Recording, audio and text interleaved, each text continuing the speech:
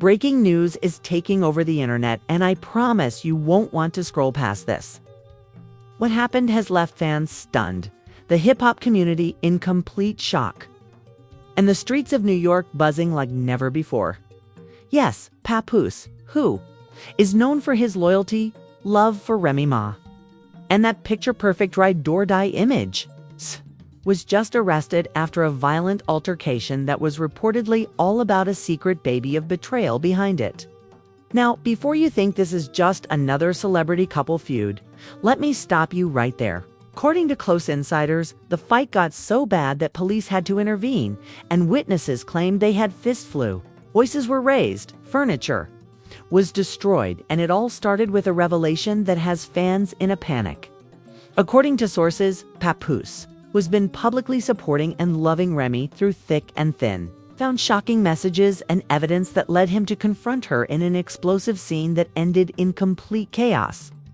However, he was unaware that the cameras were rolling, and now footage is leaking quickly, and the fallout is devastating. While some fans are questioning Remy's every move, others are defending her. And Papoose's mugshot is going viral online, and fans are finding it difficult to comprehend. Their minds are spinning about how the most powerful couple in hip-hop could break up so violently and so publicly.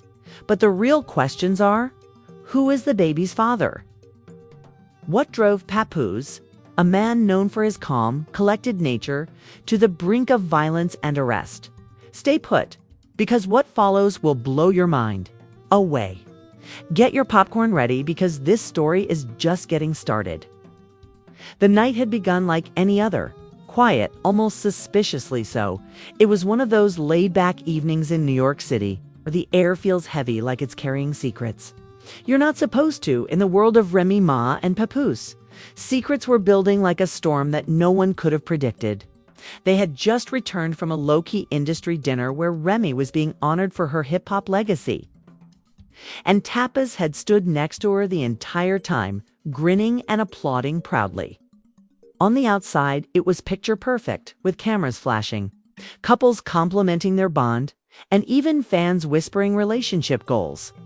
However, behind that proud smile, Papoose's chest burned with something that made him suspicious. It began with a single, enigmatic direct message sent to Papoose's private Instagram.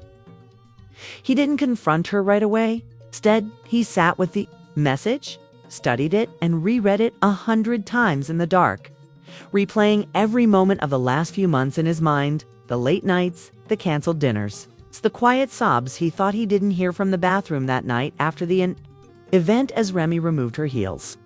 Anne let out an exhausted sigh in their bedroom. Papoose. The account was from an anonymous user with no name, no profile, and just one line. You ever wonder why Rhee's been distant lately? Still frozen by the doorway, he asked, his voice calm to calm him down. Are you tired?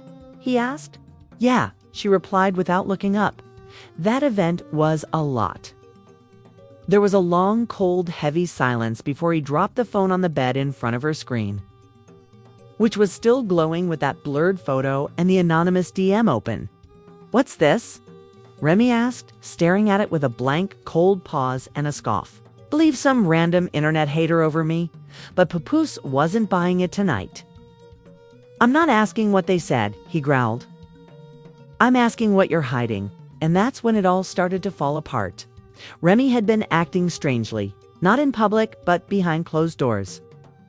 She had been avoiding emotional situations with Papoose, taking phone calls in the restroom, and vanishing for hours with evasive excuses. It was during one of her studio sessions that she first met DeMarco, a former flame who was now a rep with a dangerous swagger and a flashy grin, created in the heat of the moment, one that she would regret but never be able to undo. Remy was at a loss for what to do when she received a positive pregnancy test weeks later. Papoose had been pleading for another child for years, and they had even discussed IVF. How could she admit this when she didn't even know who the father was? She told him it was a miracle that God had finally answered their prayers, and Papoose believed her. But the guilt tore at her every time he kissed her stomach, posted those corny Instagram tributes, and declared, "I'm the luckiest man alive." After Papoose dropped the phone on the bed, the air in that bedroom grew tense. "Answer me," he said, his voice shaking. "Is that baby mine?" Remy got up slowly and defiantly, saying, "Don't do this tonight. Answer me." He yelled louder this time. And then the unthinkable occurred. He grabbed a framed picture of their wedding from the dresser and smashed it on the floor. Remy surmised, "What the hell is wrong with you?" Papoose was releasing years of suppressed love, sacrifice, and patience in a single violent wave. "You made me look like a damn fool," he yelled. "I've been out here defending you, loving you, and praising you, and this is what you do behind my back." Tears welled in Remy's eyes. "Tell me the whole damn truth," he shouted. Just then, the baby monitor crackled in the background, and a tiny cry reverberated. "Don't tell me that child isn't mine," he whispered, and Remy stood there, trembling. Papoose was aware that news spreads quickly in the entertainment industry. And by sunrise, bloggers had screenshots of the leaked messages. And websites were blazing with headlines about Remy Ma being caught in a secret baby scandal and Papa leaving cryptic comments on Instagram. However, nobody was prepared for what would happen next. That same afternoon, Remy was spotted at a family cookout in the Bronx, looking visibly upset. According to eyewitnesses, she spent the entire time pacing with her phone while crying and brooding. And then, at 6:45 p.m., she was nowhere to be seen. A violent altercation broke out in the driveway of a mutual friend's house. Papoose had arrived unexpectedly, and he was accompanied by security, his brother, and reportedly even a private investigator who had located the man thought to be the baby's father, DeMarco. Words were exchanged, loud and accusatory, and then suddenly fists flew. Neighbors reported screams, broken glass, and people attempting to separate the men. One woman said she saw Remy yelling, "Please stop," as the two men clashed in Papoose's. Shirt was ripped, his lip was bleeding, and 3 adult men were holding DeMarco back when the police arrived. The officers moved swiftly, taking statements from witnesses who gave differing accounts. But it was obvious that Papoose had snapped his handcuffs and become enraged. He was led to the squad car, where cameras flashed in all directions. And fans screamed his name while others stood silent in shock. As he sat in the back seat of the police cruiser, he turned to the crowd and yelled, "I gave her everything, everything." Like that, the door slammed shut, and the NYPD cruiser's flashing lights faded into the distance, but the storm that had been left behind on that Bronx street was just starting to rise. Papoose was now under arrest, and the energy in the air changed. The silence that followed the altercation was almost louder than the chaos itself. And the paparazzi lenses were still twitching from capturing the arrest of a man who had once been hailed as the epitome of loyalty in hip-hop. Remy Mosfet was stiffly near the driveway, her makeup smudged, and her body trembled, not just from the scene that had erupted, but also from the consequences that were just starting to set in. The sirens may have subsided, but the storm was only getting stronger as the video footage of the violent altercation started making the rounds on social media platforms. The footage was grainy, shaky, and filled with screams. But it was enough to spark outrage and stoke speculation to invite every fan, critic, and anonymous troll into the most private tragedy of Remy and Papoose's lives. The internet was flooded with screenshots of blurry images, half-finished comments, and unverified claims as Twitter trended within an hour under hashtags like #ReMMAABC #BA arrested, and #Who is the father. Major urban blogs and gossip YouTube channels posted their own breakdowns, piecing together a timeline that most people had no right to create, but did so with the assurance of seasoned detectives. The main storyline spread like wildfire that Papoose had found out Remy Ma had a child that wasn't his, and after months of suppressing it, he finally snapped. They portrayed him as a man torn by betrayal, the story of a calm, devoted king being pushed to the edge by the very woman he had once waited 6 years for while she was in prison. The public's reaction to the situation splintered, with some people feeling sympathy. The debate blurred the lines between morality, masculinity, and the cost of fame as the streets hummed and social media boiled over. Papoose sat in a cold holding cell, handcuffed behind his back, bruises forming on his knuckles, the pain being both physical and emotional. There were no headlines, no commentary, just silence and a growing void in his chest after years of being the unshakable. They also highlighted his public devotion, his unwavering support, and the quiet dignity he always carried. All of that seemed to be shattered by the possibility of infidelity and lies. Remy had to seek refuge in her sister's house, away from the chaos, but it wasn't much quieter there either. Phone calls came in from family, friends, and journalists posing as either, and she didn't answer any of them. She just sat in silence, replaying every moment of the previous 9 months. The guilt weighed heavily. And what had started as a careless mistake months ago had turned into something monstrous, uncontrollable, and destructive. When she first realized she might be pregnant, the panic was immediate. The timing was off, and the situation was terrible. Circumstances worsened, and, most importantly, the uncertainty of paternity had haunted her. There was no graceful way to deal with it, so she made a decision that had now blown everything up. The media also discovered old interviews in which Ray talked about loyalty, love, and respect. These were now being reframed by bloggers and used as contrasts. For example, clips of her preaching about sticking by your man were now followed by explosive footage of her husband being dragged away in handcuffs. The irony wasn't just bitter, it went viral, and Remy's fan base split overnight, with those who had once admired her starting to doubt everything about her integrity and marriage. While everyone had something to say, a mystery remained in the background that prevented the online community from moving on from the baby. There had been no official statement about the child in question.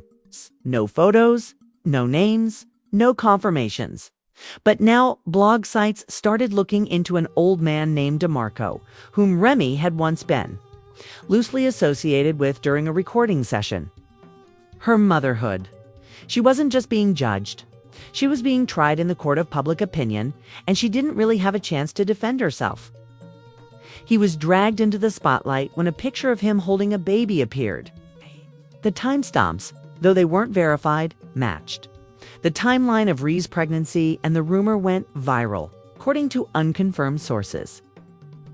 DeMarco had a brief affair with Remy in the studio while Papoose was traveling for a show run. These same sources also claimed that Remy had tried to hide it, but once the baby was born and questions started to mount, things started to fall apart. It was said that Papoose had been covertly gathering pieces and that the Bronx barbecue wasn't random, it was premeditated. Papoose was detained for several hours before being granted bail. Cameras waited outside the precinct like vultures as he left in silence, covering his face from the flashes and questions that came in with unrelenting rage. Reporters screamed over each other, publicists ducked and dodged, and fans held up phones in an attempt to get a glimpse of the broken man.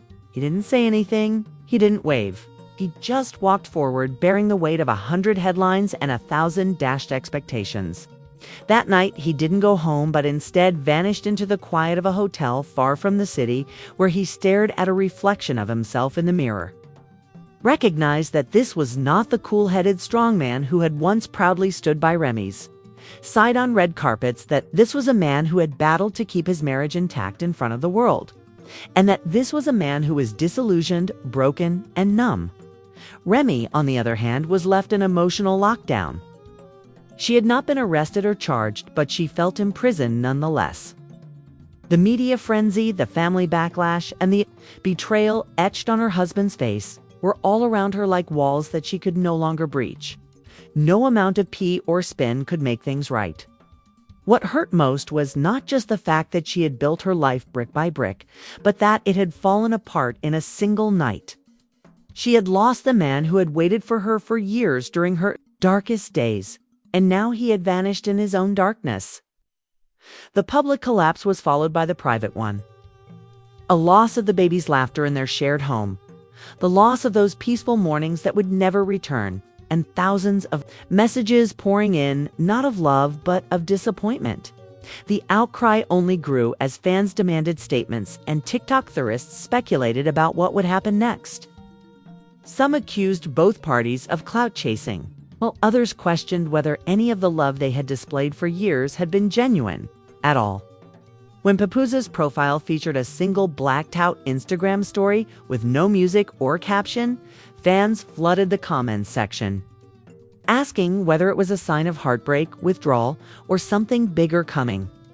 12 hours later, the next post appeared, with white text on a black background that read, "I'm speaking my truth, live tonight without filter." The internet braced itself, eager to hear what Papoose had to say after the arrest, the scandal, and the betrayal. For years, he had remained silent through everything, the model husband, the quiet supporter. But now the man behind the serene exterior was as the clock approached 9 p.m. Eastern Time. Millions of people turned to Papoose's Instagram. The buzz was electric, with every major blog, influencer, and hip-hop personality clearing their schedules. Countdowns were posted, reactions were queued, and even verified celebrities commented on the post teasing his live appearance. It wasn't just a statement that people were expecting. It was a reckoning. This wasn't just another celebrity scandal. It was the implosion of a love story that had been regarded as untouchable. Papoose and Remy were hip-hop royalty. Their devotion, fortitude, and bond were the subject of music videos, interviews, and headlines. However, the illusion of perfection had been shattered, and everyone wanted to see how much damage had actually been done. By the time the live video began, over 800,000 people had joined, and the number continued to rise. Papoose appeared alone, sitting in a dimly lit room, his face clearly drawn. There was no stylist, set lighting, or production, just a man at a crossroads, ready to let the world in. What followed was raw, methodical, and deeply calculated. Papoose didn't raise his voice. Instead, he spoke with a weight in his voice that made every sentence feel like a punch to the gut. He started by expressing his gratitude to his fans, who had supported him for years, and then he went straight into the pain of the arrest and the months before it. He described the changes he had noticed in Remy Ma's behavior, including the distance, evasiveness, and signs he ignored because he wanted to believe in their story. He explained how he had always thought that love could withstand anything, including prison, fame, and pressure. But what he didn't anticipate was betrayal from within household. For a man who had built his legacy on integrity and loyalty, the revelation had not only broken his heart, but also his entire sense of self. He acknowledged the fight but made no excuses, admitting that the confrontation got out of control and that his emotions exploded. But that the anger wasn't just about infidelity, but about years of loyalty being met with deception. His words resonated because they weren't defensive. He made reference to the baby, the paternity doubts, and how the final confrontation had shattered something inside him, not just trust, but identity. They were introspective. He didn't portray himself as a victim or a villain. Instead, he stood in the ashes of what had once been a stable life and simply laid it bare. A man destroyed by the one person he never thought would break him. The comment section erupted as viewers wept. Some cursed Remy, some pleaded for reconciliation, and others simply flooded the chat with broken heart emojis. Finally, as the live stream came to a close, Papoose delivered the final blow. He had in fact taken a DNA test a few weeks prior. Having discovered the unopened envelope in a drawer and acting on his instincts, the results, he claimed, arrived 2 days prior to the altercation, and they confirmed what he had already feared. The internet went into a frenzy after he said the child was not biologically his. He ended the live stream with no outro, no tears, no theatrics, just silence. News outlets published article after article analyzing every sentence of Papoose's live stream headline, which screamed betrayal, heartbreak, and deception. Analysts, influencers, and relationship coaches shared their opinions. Psychologists conducted interviews explaining trauma responses, and fans started to unite under the new hashtag Justice for Pose. By almost 600,000 in a single day, her music was inundated with comments, the majority of which were harsh, and all references to loyalty or truth were turned against her by critics who now viewed her as a phony. The public outcry was unrelenting. It wasn't just about cheating, it was about betraying a whole story that people had emotionally invested in. Remy stayed silent, with no tweets, statements, or interviews, and her team declined to comment. However, in the digital age, silence only feeds the flames, and the public interpreted her silence as proof of guilt. With some insiders starting to spread more rumors, claims that Remy's family was aware that the man in question, DeMarco, had allegedly gone to the hospital after the birth, and that Papoose had been trying to keep his mouth shut for weeks until the encounter at the cookout made restraint impossible. One source even asserted that Papoose had planned to separate discreetly. But the incident exploded before he could defend himself. While the world was consuming every frame of the story, something deeper was going on behind the scenes. The fight, although captured on camera, had not yet been fully processed legally. But now that the footage had gone viral, pressure was growing on authorities to press charges, and lawyers from both sides started to step in, threatening lawsuits even though no serious injuries were reported. Papoose, who had previously been a supporting character in industry feuds, abruptly became the focus of a moral discussion that went beyond music. It was about male vulnerability, emotional betrayal, and double standards in relationships. Panel shows, radio stations, and even morning talk shows took into consideration his live Instagram appearance, which was replayed on television and cut into reaction videos across platforms. TikTok creators turned his words into audio tracks that flooded FYPs with heartbreaking and betraying scenes. And as the digital world ate up the content, business deals started to shift. Brands discreetly withdrew from Remy Ma's partnerships. Bookings were canceled, collaborations were paused, and artists started distancing themselves out of fear of backlash, while Papoose, who had previously avoided the spotlight, found himself in the center of it by force rather than choice. Although he turned down most of the offers for interviews, documentaries, and even book deals, he accepted one televised appearance that had fans on edge, promising to reveal the whole story. Just when it seemed like the firestorm couldn't get any hotter, another twist was leaked by an unnamed source, but this time it came from within Rhee's own circle. A blurry photo of a second child, who looked to be around 2 or 3 years old, started to circulate, with the caption claiming that this child also belonged to DeMarco, and that Remy had been aware of the connection all along. The blogs went into overdrive, and the rumors started to veer into new areas. Had Remy been living a double life? Was the recent baby just the last straw in a string of secrets that had been buried? The idea of multiple betrayals sent the online mob into overdrive, and even supporters who had hoped for reconciliation started demanding accountability for Remy. There was no way out, and her team released a brief, chilly press statement that said that Mackie had no comment at this time and asked for privacy. But that wasn't an option. While the public praised his calmness, Papoose was deteriorating behind the scenes. According to friends, he was not eating, sleeping, or communicating at all, and had withdrawn almost completely from social interactions. Although he was described as resilient and stoic, the pain was overwhelming. He reportedly checked into a private wellness retreat upstate to find some space from the chaos. For someone who had centered his entire identity around family and commitment, losing both in one blow was more than just a PR nightmare. It was a personal annihilation. Some speculated that he was getting ready for a full divorce, while others implied that custody of the child he had been, though Remy had been silent in public. Those closest to her revealed a very different side of her behind the walls.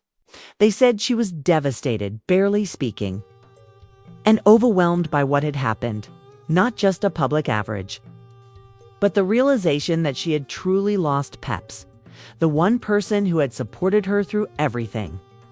Those close to her claimed she had hoped to explain everything in private, that the DNA test had confirmed her worst fears, and that she never wanted it to play out like this.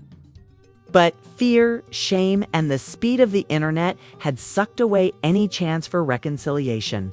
The scandal had reached a fever pitch. And as she sat in the shadows watching the men she had once built her life with fall apart on livestream, she reportedly whispered to a close friend that she had no one left to blame but herself. However, at that moment, the story remained one-sided. A tale of betrayal, heartbreak, and consequences told through the eyes of the wounded Papoose. Remy Mahad remained silent, and the baby, the one truth at the center of this entire explosion, still had no say at all. Silence had become Remy Ma's only tactic, whether by choice or paralysis. The image of a strong, assertive woman who once commanded stages and interviews with unwavering confidence was replaced by the image of someone hiding not from the media, but from her own truth inside. The walls of her hidden residence away from the cameras and the condemnation. She hardly moved, and her phone remained on silent, its screen constantly lighting up with notifications. She never dared open messages from friends, calls from family, and threats from strangers, all of which blurred into the same noise after. She once unintentionally scrolled through her phone and saw her own face, plastered over dozens of video thumbnails and TikToks that ruthlessly tore her apart throughout the city. After his live stream was cut off, the media rushed to fill, and the rumors that followed took on a life of their own. There were whispers that he was seeking custody of the baby despite the paternity results, claims that he had blocked all contact with Remy, and rumors that he was seeking custody because of the emotional bond he had already developed with the child. None of these were verified, but they didn't have to be. The truth had become less significant than the emotion it stirred. Public discourse had gone from anger to obsession, and people were no longer just responding to the drama. They were now analyzing it deeply into the timeline conspiracy threats about who in Remy's camp had leaked what, and forensically valid comparisons of baby photos to rumored fathers over to digital platforms. Papoose had become a martyr of modern love, and Remy Ma had become a cautionary tale. Then, one night without warning, a new video appeared. It wasn't another live stream, and it wasn't shared by a celebrity or posted by a verified source. Rather, it came from a small account that was hardly followed. It was a shaky, vertical video that was watermarked and was shot from the inside of a car window, but it captured a different angle. A moment missed in the chaos in the video's background showed Remy Ma holding a phone behind the yelling, screaming, and chaos. She wasn't just watching the fight happen. She was recording it. The implications were astounding. Blogs exploded with new headlines. Had Remy known the confrontation was coming? Had she baited it? Was she trying to protect herself or document evidence against Papoose? Was this whole incident more planned than anyone had thought? The video's virality dwarfed all previous clips, sparked a new wave of rage, and even some of Rhee's last remaining defenders started to lose their silent trust after it was lost. In a brief, barely audible excerpt at the end of the video, someone close to the camera was heard whispering a man's name, the same name that had been circulating weeks earlier in rumors and posts in speculation about DeMarco. It was a casual, almost dismissive whisper, but it carried the weight of a wrecking ball. And within hours, DeMarco's social media accounts disappeared. His name trended, his family was doxxed, and the man who had up until now remained a faceless villain in the story was abruptly thrust into the public eye with new layers of the scandal unfolding. DeMarco had been boasting in private circles for months, according to associates. Screenshots of him at parties with a child who looked remarkably familiar appeared. And a tweet from 2 years ago that had gone unnoticed was now pinned to every gossip thread. In one of the tweets, he joked about changing the DNA game forever. Whether the tweet was related or not, it didn't matter anymore. The internet decided that it was in the middle of the chaos and pressure on Remy that finally broke her. She didn't call her publicist or her team. Instead, she sat by herself in her bedroom where she had read the test results months earlier and opened the camera app without a ring light. She didn't post it to her main feed. Instead, she uploaded it to her story. It was a brief 2-minute video without a caption. She didn't defend herself. She didn't deny the betrayal. She didn't name names. She just acknowledged that everything had gone too far, that a man she had loved was now broken, that a child was caught in the crossfire of adult failures, and that no amount of silence could erase the pain she had caused. Her voice cracked, her face twitched. And she spoke as though she had already come to terms with the loss, not a temporary setback, but something permanent. The story ended in 24 hours, but it had remained unmoved according to sources close to him who said he never even watched the story that he had made his peace not with Remy, but with the end of who they used to be, because he had finally realized that loyalty wasn't something you gave blindly. It had to be earned, maintained, and protected. The public wanted. Fans were split once more over her words, with some claiming it was too little, too late, and others arguing over whether she was seeking redemption or relevance. As for Remy, her silence returned after the video. She canceled upcoming appearances, her PR team sent back generic responses, and her collaborators distanced themselves in a business built on the image that she was toxic, not because of the infidelity, but because of how deeply it shattered the narrative people once believed in. Just when it seemed like things had started to settle, a court document leaked, and Papoose filed a petition. More than anything, they wanted another statement, but Papoose gave them nothing. Full custody of the child. The leak was devastating because it demonstrated that he had meant every word, that even though he knew the truth, he still saw the child as his own, and he wanted to protect and raise her, to keep her away from the chaos and deceit that had erupted around her. The public's reaction changed immediately, deepening the heartbreak. The story was no longer about a man who had been wronged by love, but rather about a man who chose to rise from the ashes and carry what remained of the innocent piece of a shattered life. Podcasts praised him as the epitome of a real one, and fans launched campaigns.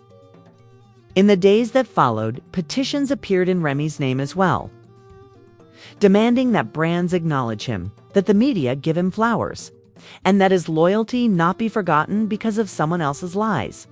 However, these petitions weren't supportive. Instead, they demanded that Remy address the full truth, come clean, and either confirm or deny DeMarco's role. She gave people anything other than silence, but there were no answers, only more questions, more rumors, and more damage. By the end of the week, what had begun as a single violent altercation had turned into the most explosive hip-hop relationship scandal in years, not because of the fight or even the infidelity, but because of how the world had been so engrossed in the fantasy of their love and how violently that fantasy had collapsed. The love story was over, but the story itself was far from over. The internet had moved quickly, but the wounds left behind weren't healing. As Papoose's petition for full custody had changed the public's perception completely. Instead of being the man who had been betrayed, he was now the man who still chose to take responsibility for a child who wasn't biologically his.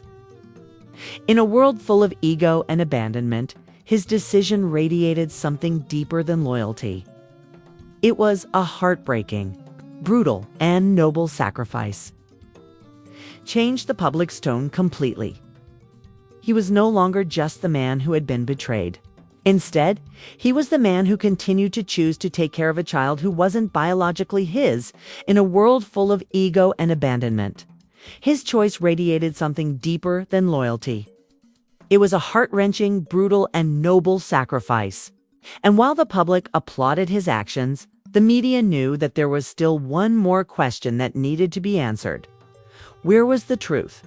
The silence surrounding Remy Ma had offered emotion, yes, but with no real clarity, names, confirmations, or answers.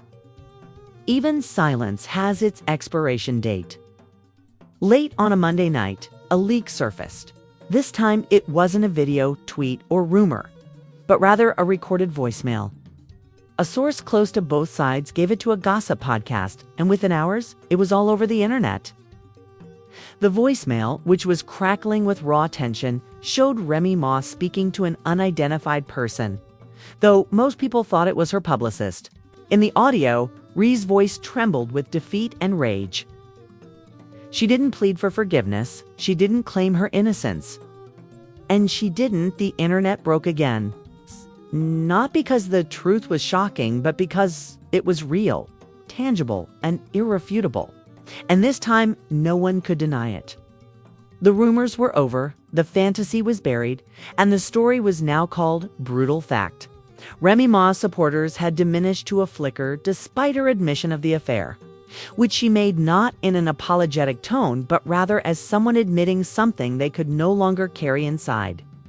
She mentioned months of confusion of trying to do the right thing and how every time she looked at him, she sought everything she could never be. A few days after the voicemail leaked, Papoose posted a simple photo of a pair of tiny baby shoes on a table with no caption. Zooming in, the paper revealed a court-stamped document confirming temporary full custody granted to him. The comment section was flooded with millions of reactions, some in awe, some heartbroken, and all moved. Those who believed in redemption found themselves struggling to defend her. Her betrayal wasn't just personal, it had become a collective heartbreak. But what no one had anticipated was Papoose's next move. Although the industry responded in kind, a list of artists tweeted their support offers for podcasts, TV specials, and exclusive interviews. Brands that had previously ignored him now reached out with respect. But Papoose declined them all because he didn't want fame. He didn't want retribution. He just wanted peace behind the scenes. Remy had spiraled deeper. Her endorsements were frozen, her streaming numbers dropped, collaborations vanished, venues backed out. And friends were the ones who supported her, who once quietly stepped away in celebration of her come-up. But more painful than all of that was the loss of her child. Although she wasn't blocked or legally cut off, the emotional wall between her and Papoose was unbreakable. And her daughter's comfort now lived with the man who had been betrayed the most.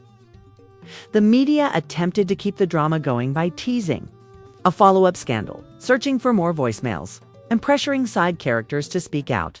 But the story had reached its natural end. And the public, worn out by the whirlwind, started to withdraw. Followed by storms that brought about introspection rather than relief, Papoose withdrew entirely from social media in the weeks that followed. His final post, which featured the baby shoes unaltered, had lengthy messages from fans underneath. It's some of whom thanked him, others who shared heartbreaks, and many who simply said they were praying for his peace. As for Remy, she reappeared months later, but not on stage, but at a charity event for single mothers in the When Asked By a Bronx woman. She wore a black hoodie and no jewelry or makeup. Journalist. She just spoke a few words about what she had learned from everything.